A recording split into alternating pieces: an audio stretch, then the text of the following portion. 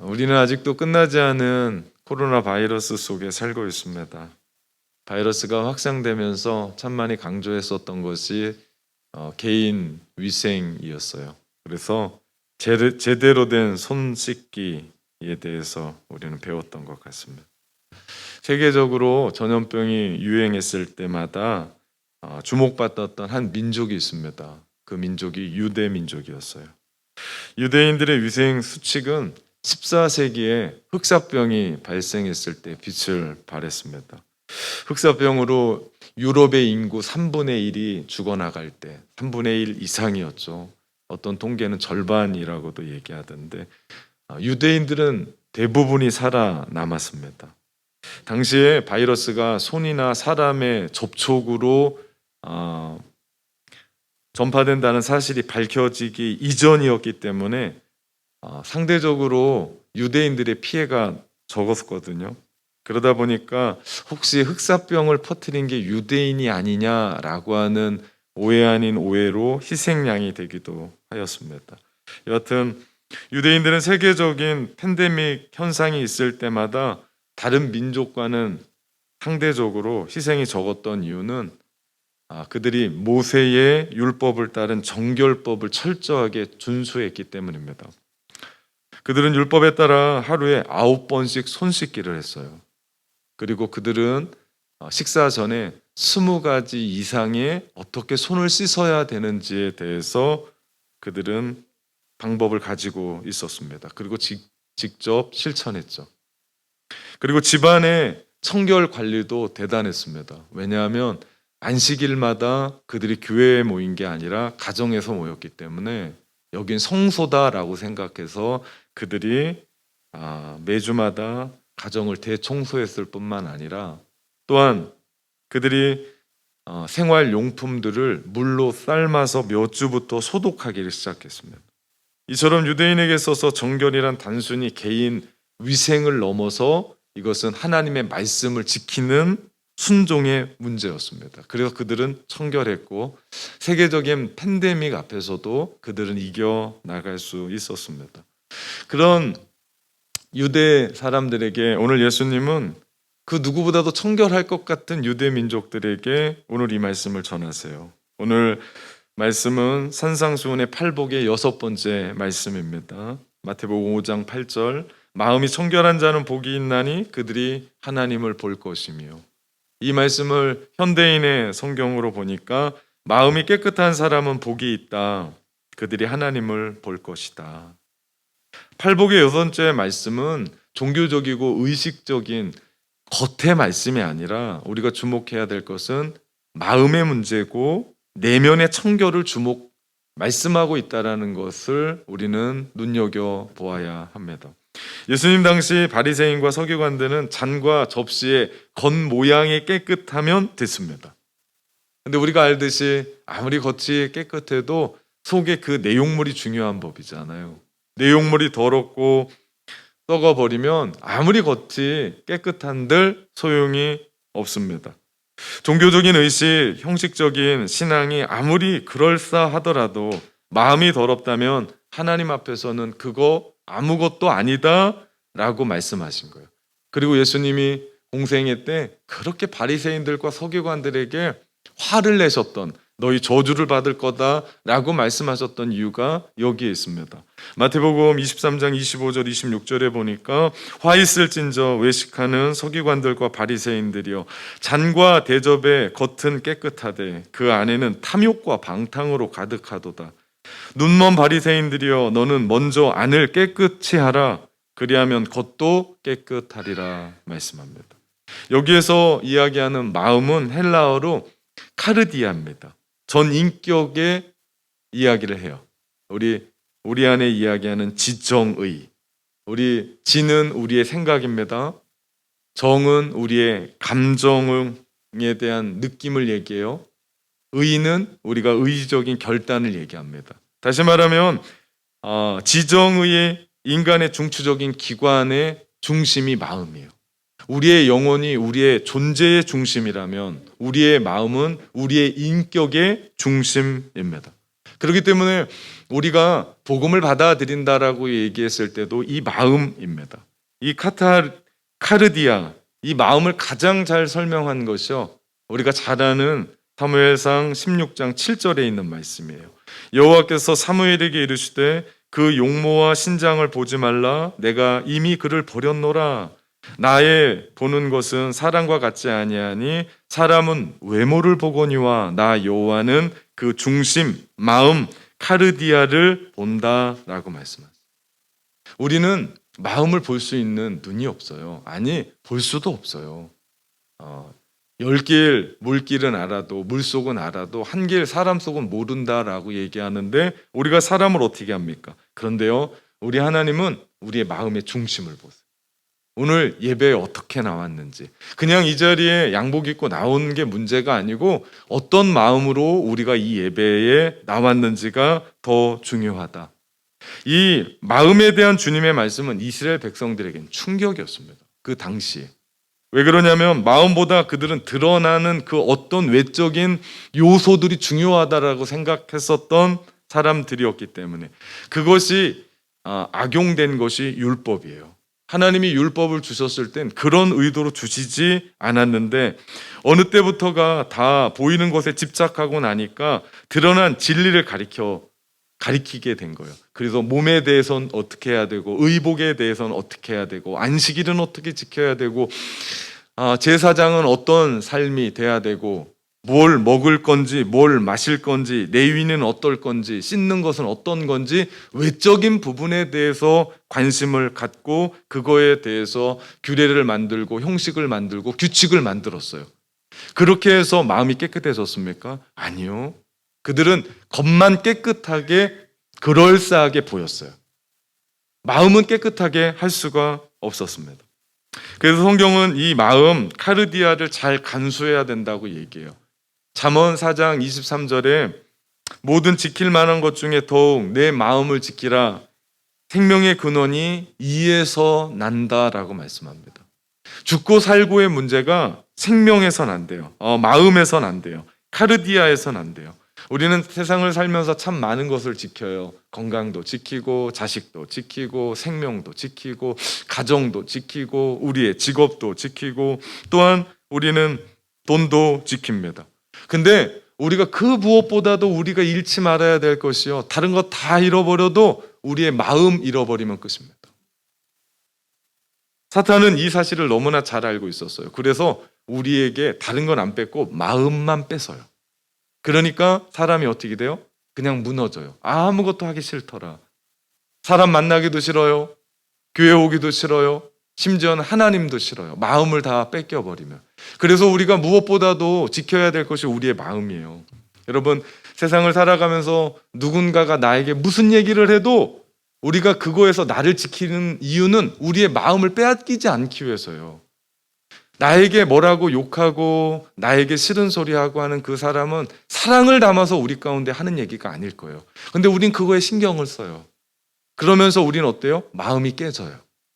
여러분, 나를 사랑하지도 않는 사람이 나에게 그런 얘기해서 마음이 깨지면 누가 손해예요? 우리가 손해예요. 그래서 하나님 우리 가운데 얘기하는 거예요. 너의 마음을 지키라. 우리의 이 마음을 지켜야 돼요. 다른 어떤 것보다도 마음을 지켜야 됩니다. 그렇다면 오늘 예수님이 말씀하셨던 마음이 청결하다라고 할 때의 그 청결은 무엇일까요? 헬라어로 타르로스입니다. 순수하다, 순결하다, 깨끗하다라는 의미인데 이것이 심리학 용어로 여러분이 잘 아는 카타르시스라는 말이 여기서 나왔어요.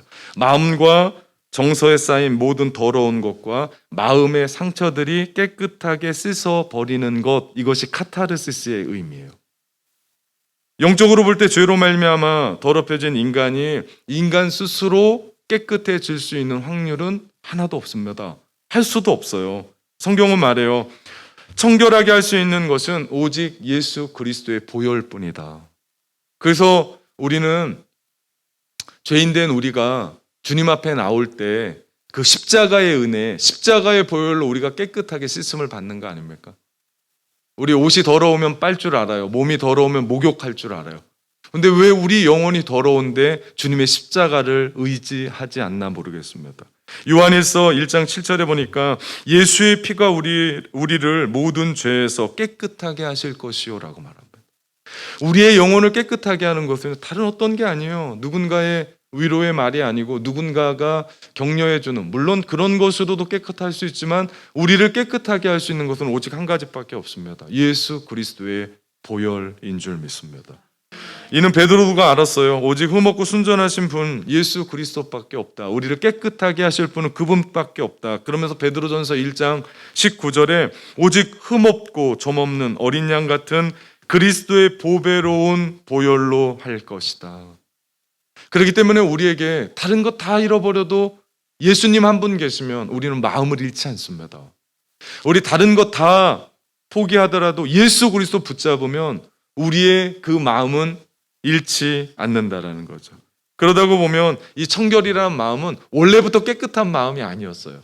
이 청결한 마음은 죄로 더러워졌던 그 마음이 예수 그리스도의 십자가의 보혈로 깨끗해진 상태, 이것을 청결이라고 얘기하는 거예요. 그렇기 때문에 십자가의 보혈로 깨끗함을 입은 사람들은 복받은 사람입니다. 신앙생활하고 예수님을 알고 세상 그 어려운 어떤 일이 있어도 우리가 주님 앞에 나와서 이렇게 예배 드릴 수 있다는 건 마음이 있다는 거 아닙니까? 그분께서 우리의 마음을 만져주시고 우리를 깨끗하게 하셨다는 거 아닙니까? 여러분, 이게 복 아니에요? 우리는 다음 주 6.16 새생명 축제로 준비합니다. 기도하고 전도하면서 이 축제를 열어가요. 누군가에게 예수님이라고 하는 말 한마디 꺼낸다라는 그 사실이 복이라고요.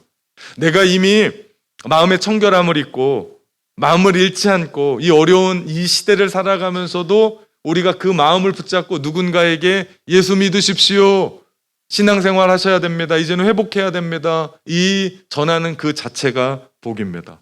그 전도가 성공을 하든 성공이 되지 않든 이건 하나님의 몫이에요. 우리가 하는 일은 뭐예요? 때를 얻든지 못 얻든지 사람에게 전하는 겁니다. 이 일은 하나님이 하세요. 전할 때 우리 안에 무뎌졌던 영적인 삶은 다시 한번 각성을 일으키고, 또 예수님을 모르는 사람들에게는 새 생명을 불어넣게 되니 이것은 전하는 자나 받는 자가 모두가 다 복이 되는 일이다. 우리가 지금 복을 전하는 일이에요. 창세기 12장에 아브라함을 부르셔서 너는 복이다, 너는 복의 근원이다, 너는 복이 될지라 라고 말씀하셨던 그 일들을 오늘을 살아가는 우리가 마음을 간직했던, 누구 때문에요? 예수 그리스도 때문에 우리가 그 복을 전하는 사람들인 줄 믿습니다. 그렇다면 예수님이 말씀하시는 마음이 청결하다는 것은 무슨 의미일까요? 저는 세 가지로 이 부분을 생각해 보고자 합니다. 첫 번째, 마음이 청결하다는 것은요, 진실한 마음이라는 겁니다. 마음이 진실하다는 거예요. 진실하다는 것은요, 나누어지지 않는 거예요. 하나의 마음. 내가 제 아내를 사랑합니다. 하나의 마음이에요. 제가 제 아내도 사랑하고 옆집 여자도 사랑하고 이 여자도 사랑하면 진실하지 않은 거예요. 하나입니다. 두 마음으로 나눠지지 않는 거예요. 두 마음은 하나님과 내 사이에 왔다 갔다 하는 거예요. 두 마음은 나와 세상 사이를 왔다 갔다 하는 겁니다. 우리가 하나님만 집중해야 되는데 그러지 못하고 내 생각과 내 뜻대로 살아가게 되면 우리는 반드시 하나님보다는 내 마음에, 하나님보다는 세상에 기울을 수밖에 없는 게 우리의 마음입니다. 사실 하나님보다 나를 더 높이는 게 교만 아닙니까? 이것이 교만이죠. 마귀가 좋아하는 거예요. 하나님을 높이는 대신 나를 높이고 하나님을 높이는 대신 세상을 높이는 것, 이것이 교만이죠. 마음이 청결하다는 것은요, 두 마음을 품지 않는다는 거예요. 오늘 우리가 하나님을 예배하러 이 자리에 왔습니다. 그러면 오직 마음은 한 가지예요. 하나님을 예배하겠다. 내 생각 내려놓고 하나님이 나에게 말씀해 주셨던 그 말씀을 듣겠다. 이것이 하나님만을 집중하겠다. 이 마음이 청결한 마음이에요. 그런 면에서 여호수아와 갈렙은 마음이 청결했던 사람이에요. 그들은요, 오직 온전히 주만 쫓았습니다. 12명의 정탐꾼 중에 10명이 반대를 했어요. 가나안 들어가면 죽는다. 우리는 메뚜기와 같다. 거기 가면 끝이다. 라고 얘기했을 때 그들은 온전히 주만 쫓습니다. 사무엘도 마찬가지예요. 미스바 지역에서 우리 회개 운동을 해나가면서 전심으로 너희 마음에 여호와를 향하여 그만 섬겨라, 주만 섬겨야 된다, 그러면서 회개 운동을 이끌었던, 역시 마찬가지로 주님만을 바라봤던 사람이죠. 우리 엘리야도 마찬가지였어요. 북왕조 이스라엘이 여호와와 바알 사이에 왔다 갔다 할 때 너희 여호와와 바알 사이에 머뭇거리지 말고 믿음을 가지고 마음을 정해서 하나님만 섬기라고 외쳤던 이 마음이요, 마음이 청결한 사람입니다. 바울도 마찬가지였어요. 바울 세상으로 자랑할 게 너무나 많은 이력을 갖고 학력을 갖고 경력을 가지고 살았던 사람입니다. 그런데 그는 그 모든 것을 세상에 배설물로 버려버렸습니다. 그러면서 오직 표대이신 예수 그리스도만을 바라봤죠. 이 마음이요, 마음이 청결한 겁니다. 하나님은 오늘 우리에게 이런 마음을 요구하세요. 우리가 하나님의 나라를 살아간다는 것은요, 심플합니다. 간단해요. 여러분, 이거 복잡하면 못합니다. 세상 사는 것도 복잡한데 주님 따라가는 것까지 복잡하면 하겠습니까? 간단합니다. 두 마음이 아니라 오직 하나님 한 분만 바라보면서 그분이 우리 가운데 말씀해 주셨던 그 말씀을 붙잡고 사는 거예요. 그래서 예수님이 우리 마가복음 12장 30절에 이렇게 말씀하세요. 내 마음을 다하고 목숨을 다하고 뜻을 다하여 주 너의 하나님을 사랑하라. 오직 하나님만을 사랑하는 사람, 이것이요, 마음이 청결한 사람이에요. 오직 이 시간에 하나님만 바라보는 사람, 마음이 청결한 사람이요. 우리의 삶에 수많은 문제들이 있거든요. 그 속에서 하나님만 붙잡고 살겠습니다. 그 사람이요, 마음이 청결한 사람이고 그 사람의 삶은, 복은 하나님을 보게 될 줄 믿습니다. 두 번째, 마음이 청결하다는 것은요, 주님의 마음을 품는 거예요. 바울은 빌립보 교인들에게 예수 그리스도의 마음을 품으라고 권면했습니다. 이유가 있었어요. 빌립보 교회에 유력했었던 두 여인이 있었는데, 제 생각엔 권사님들 같아요. 두 사람이 붙었어요. 싸웠어요. 갈등했으면. 갈등하다 보니까 두 파가 나눠져 버렸어요. 그러니까 교회가 하나가 될 수가 없는 거예요. 그래서 바울이 이야기했었던 건 그만 화해해라 이런 얘기 아니라 무슨 얘기합니까? 너희 안에 그리스도 예수의 마음을 품으라고 얘기하는 겁니다. 우리 빌립보서 2장 5절에 보니까 너희 안에 이 마음을 품으라 곧 그리스도 예수의 마음이니 라고 얘기합니다. 예수님의 마음을 품는다라는 것은요, 바로 그 마음이 청결한 마음이에요. 여러분, 우리 안에 예수님이 있는데 더러운 생각할 수 있을까요? 우리 안에 예수님이 계신데 인터넷에서 이상한 거 보고 정말 우리 안에 건전하지 않은 그런 삶을 살 수 있을까요? 내 안에 예수님이 계신데 내가 주님이 우리 가운데 주셨던 그 꿈을 향해 달려나가도 지금 힘이 부족한데 다른 데다가 힘을 쓰고 살 수 있을까요? 그럴 수는 없을 겁니다. 그래서 바울은 얘기하는 거예요. 너희 안에 이 마음을 품으라. 예수 그리스도의 마음이 있는 사람, 그 사람의 마음은 청결합니다. 베드로전서 3장 15절에 이런 말씀하세요. 너희 마음에 그리스도를 주로 삼아 거룩하게 하고. 우리 안에 그리스도를 주로 삼잖아요. 그러면 우리의 삶은 청결해집니다. 그러면 우리는 청결한 삶을 살아가요. 우리의 생각을 내려놔요. 그리고 그리스도의 마음을 품어요. 그리고 예수님이라면 어떻게 하셨을까를 생각합니다. 이것이 마음이 청결한 사람이에요. 미국에 찰스 쉘돈이라는 목사님이 계셨어요. 그분이 쓴 책이 베스트셀러인데 예수님이라면 어떻게 할 것인가 라고 하는 책입니다. 이 책이 나온 배경이 있어요. 쉘돈 목사님이 금요일 날 서재에서 주일 설교를 준비하고 있었습니다. 목사에게 참 중요한 시간이 금요일 날 시간이에요. 그런데 한 사람이 찾아와서 도움을 요청하는 거예요. 그는 가난했기 때문에 아내를 잃고 자식마저도 잃은 목공이었습니다. 그의 하소연을 가만히 듣고 그를 도와주다 보니까 시간이 하루 종일 걸릴 것 같고 돈도 드는 거예요. 목사님이 어떻게 할 건가 망설일 수밖에 없었습니다. 왜냐? 주일날 설교를 해야 되는데 그 시간 준비를 하지 않으면 주일날 설교는 준비가 되지 않고 그 자리에 쓸 수밖에 없을 거고 제대로 설교를 할 수 없는 그런 상황이 된 거고, 그렇다고 이 목공이 지금 자기 힘들다고 죽겠다라고 도움을 청해 왔는데 그걸 듣도 주지 않자니 그냥 돌려보내자니 이거는 할 수 없는 일이고, 그런데 그때 기진했던 목공이 그 자리에서 갑자기 죽고 맙니다. 그 목사님이 얼마나 충격을 받았을까요? 그 다음부터는요, 이 목사님이 망설이질 않습니다. 그러면서 책 쓴 그대로 예수님이라면 어떻게 하셨을까? 그것을 생각하고 예수님이라면 이렇게 하셨을 거야. 그러면서 망설이지 않고 예수님의 마음으로 일을 하게 됐습니다. 예수님이라면 어떻게 하셨을까? 이것이요, 예수님의 마음을 품는 겁니다. 내 생각으로는 뭔가 해야 돼요. 근데 이때 예수님이라면 그 도움을 청했던 사람이 어떻게 했을까? 이 마음이 청결한 삶 아닐까요? 그렇게 살아갈 때 우리는 결국 하나님의 나라를 살아가게 될 줄 믿습니다. 마지막 세 번째, 청결한 마음을 갖는다는 건요, 죄를 미워하는 마음이에요. 여러분, 우리는 연약해요. 목사가 죄를 이기는 게 아니에요. 기도 많이 하는 사람이 죄를 이기는 게 아니에요. 우리는 연약해서 죄에 빠지기가 쉬워요. 그래서 우리는 늘 죄에 대해서 경각심을 가지고 살아가야 돼요.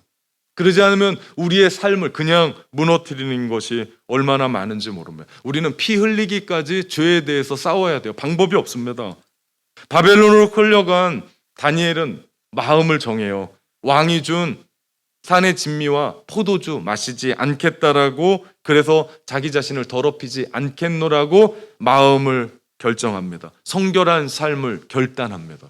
우리에게 필요한 것이 이 마음이에요. 내가 세상 사람들이 다 죄 짓고 친구들도 그렇게 살아가는데 나도 그냥 묻어가면 되지라는 삶이 아니라, 세상에 어떤 것이 내 안에 밀려 들어오더라도 나는 내 안에 계신 그 주님 때문에, 나는 죄에 대해서 피투성이가 되더라도 싸워야 된다라는 그 마음, 그것이 마음이 청결한 거예요. 마음이 청결하지 않으면 세상도 좋고 나도 좋고 그럼 남는 건 아무것도 없습니다.